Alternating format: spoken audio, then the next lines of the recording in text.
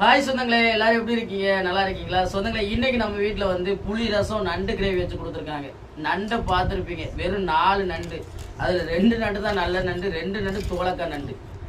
இது சின்ன குடும்பமாக இருந்தாலும் சரி, பெரிய குடும்பமாக இருந்தாலும் சரி, இந்த நண்டு காணாதது தான். ஆனால் அந்த நண்டை வச்சு நம்ம குடும்பத்துக்கு ஒரு கிரேவி பண்ணியிருக்கோம் பார்த்தீங்களா? இப்படி கிரேவி பண்ணால் மட்டும்தான் அந்த 4 நண்டை வச்சு எல்லாருமே நிறந்து சாப்பிட முடியுங்க.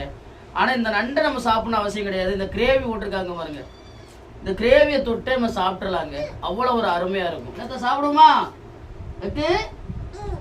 சாப்பிடுங்க. என்னத்தா நானும் சாப்பிட்டோம். ஆனாங்க இதுக்கு முன்னாடி கூட நாங்க ரசம் வைக்கல. இந்த வீடியோக்கு ரசம் வச்சிருக்கோம். வெறும் கிரேவிலே விரவி சாப்பிட்டோம். எவ்வளவு சாப்பாடு நம்ம சமையல பார்க்கறத விட ட்ரை பண்ணி பாருங்க. நீங்க இதுக்கு முன்னாடி சாப்பிடாத நிறைய டேஸ்டோட சாப்பிடுவீங்க. ரொம்ப டேஸ்ட்.